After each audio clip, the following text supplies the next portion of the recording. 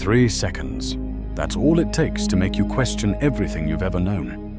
What if the Jesus you know, the Savior you follow, went somewhere darker than we can imagine? What if during those 3 mysterious days between the crucifixion and the resurrection, he wasn't resting, he was battling? Imagine this, the Son of God wrapped in pain, descending into a realm devoid of light. No choirs of angels, no golden streets, just screams, despair, chains clanking in the dark. Have you ever wondered what Jesus really saw during those 3 days in hell? This isn't the sanitized version from Sunday school. This is raw, real, and it might just shake your faith to its core and rebuild it stronger than ever.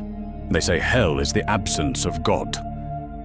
But how can God be absent from anywhere when he is omnipresent? Here's the divine paradox. Jesus entered the place furthest from his Father, so we would never have to. As he hung on the cross, he cried out, my God, why have you forsaken me?" In that moment, he took on not just our sin, but our separation. And then as his body lay in the tomb, his spirit moved downward, not to rest, but to rescue. Down through the veils of suffering, past the cries of the lost, into the heart of darkness itself. But he wasn't afraid. He was on a mission. In those depths, Jesus encountered not only torment, but testimony souls chained by regret, waiting for a Redeemer. Abraham, Moses, David, righteous ones who had hoped for the promise, but had not seen its fulfillment. Until now. Hell didn't know what was coming. The enemy thought he had won. The cross was supposed to be the final blow. But in a twist, only divine storytelling could conceive the very weapon Satan used to kill the Messiah became the key to his own defeat. Chains snapped, gates trembled, shadows fled, and there in the bowels of the abyss light cracked through, not the timid flicker of a candle, but a blinding radiance that silenced demons and awakened the dead. Because Jesus didn't enter hell as a victim, he entered as a conqueror, and this is where it gets personal. Every addiction you've battled, every secret shame, every dark night of the soul, he carried it there. Not just to empathize, but to eradicate. He didn't avoid hell, he confronted it, and what he found you, not your sin, not your brokenness, but your worth, your eternity, your rescue. That's why he stayed those 3 days, to make sure no stone was left unturned, no soul left behind. But let me ask you something. If Jesus went that far for you, how far will you go for him? Would you dare to live like hell has no hold on you anymore, because it doesn't? This story isn't over. Not by a long shot. What he did down there shook the foundations of eternity, and yet most of us never talk about it. Why? Because it's terrifying, but also because it's transformational. Some say he preached to the spirits. Others believe he set captives free. Some theologians argue he proclaimed victory over death itself. What if all of them are right? Because a God that massive, that merciful, that mighty he doesn't do anything halfway. When he descended into hell, he broke time. He split eternity. He created a before, and after that echoes through every heartbeat of creation. And he did it for love. Now if this resonates with you, don't just scroll away. Subscribe, like, and drop a comment. Tell us what part of Jesus' journey shook you the most, or what part do you want us to explore deeper? We're only just beginning. What did Jesus feel truly as he walked through the corridors of hell? Let's stop imagining him as untouched. Let's remember he was fully divine, but also fully human. He knew fear, he felt pain, and now, stripped of his earthly body, his spirit descended into the stronghold of death. This wasn't a quick visit. This wasn't symbolic. It was literal, a journey of conquest. But before the victory, there was confrontation. Hell wasn't silent when he arrived. The moment the Redeemer's presence touched the borders of Hades, the atmosphere shifted. The demons, smug in their apparent triumph, sensed something unnatural, unshakable, divine.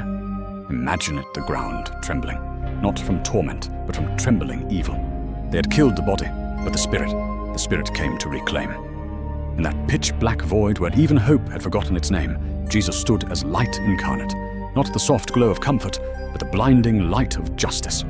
He walked through the pit, and not as a prisoner, but as a king reclaiming his territory. But what did he see? He saw the forgotten, the discarded, souls that had wandered in spiritual limbo. Some were twisted with regret, others chained by shame. There were cries, but not all were cries of agony. Some were whispers, "Is it him? Could it be? Yes, it was him." Jesus the Lamb once slain was now the Lion of Judah. And every step he took sent ripples through time itself. Think about this.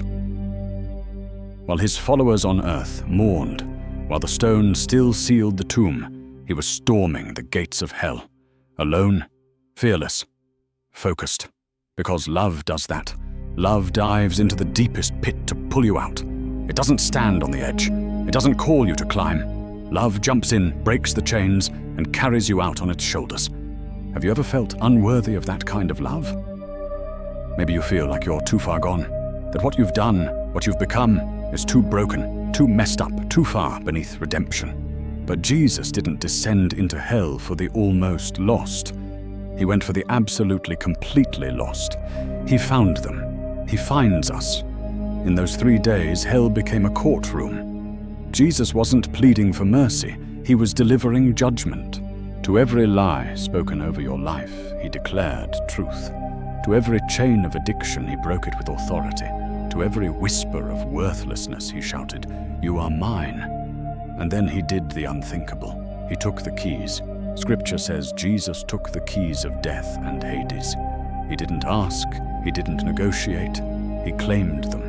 Because a king doesn't request permission to reclaim what's his. Do you know what that means? It means death has no authority over you anymore. It means your past doesn't dictate your future. It means the voices in your head telling you you'll never be free are liars, because your freedom was forged in the fires of hell itself. And yet, how many of us live like we're still prisoners? You may believe in the resurrection, you may celebrate Easter, but have you truly grasped what he did in those 3 days, that before the stone rolled away, before Mary saw the gardener, before Thomas touched the wounds, he had already crushed the gates of despair? This changes everything, because if Jesus went to hell and back for you, what else would he not do? He faced every demon, every torment, every curse spoken from the beginning of time. And he faced it not with anger, but with purpose. To restore what was broken, to reverse the curse, to rewrite your story.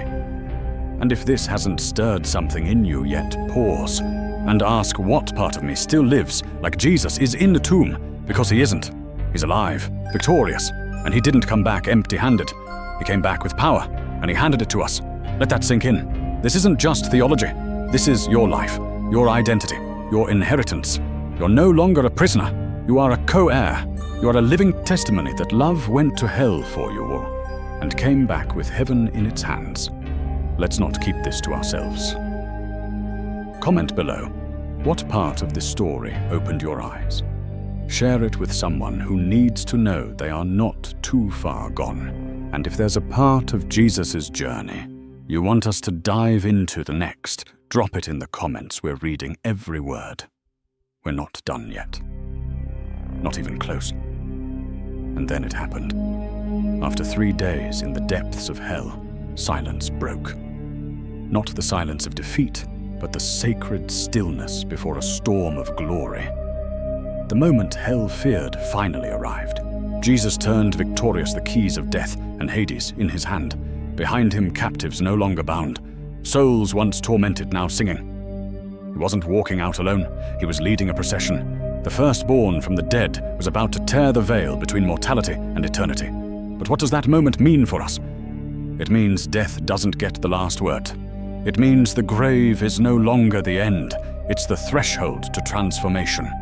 It means every suffering, every sleepless night, every breathless cry, it's seen, it's heard, and it's held in nail-scarred hands that have already been to the bottom and risen again. Picture this: the stone rolls away.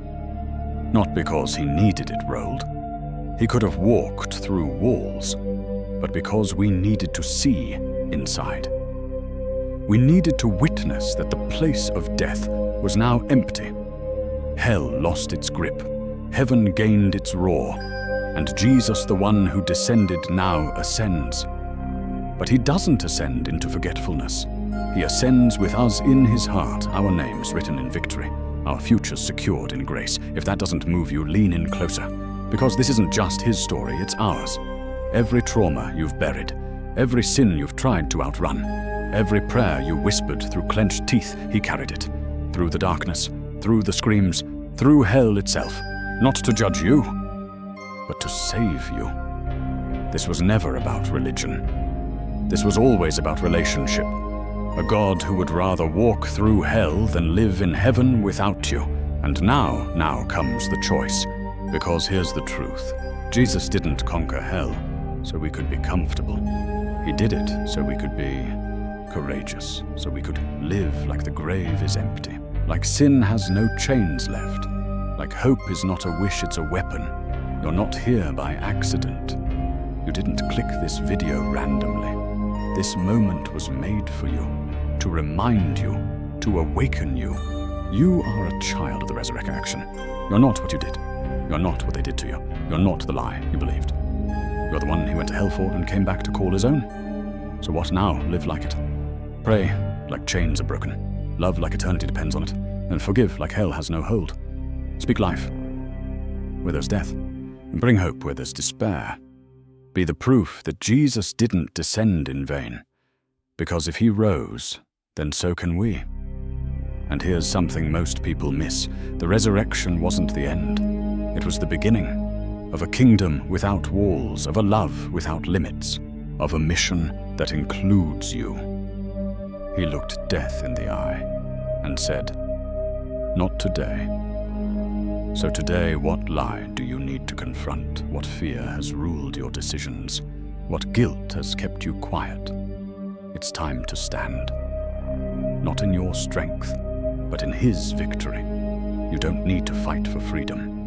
You fight from freedom, because it's already won. Now, if this has stirred something in your soul, don't let it fade. Like this video. Share it with someone who needs to remember who they are. Drop a comment and tell us what part of Jesus' descent speaks to your life right now. And if there's a story you want us to explore next, another moment where heaven kissed earth, where light shattered darkness, tell us below. We're listening, because this isn't just a channel. It's a movement, a family, a resurrection revolution. And you're part of it now. Hell couldn't hold him. Sin couldn't stain him. The grave couldn't keep him.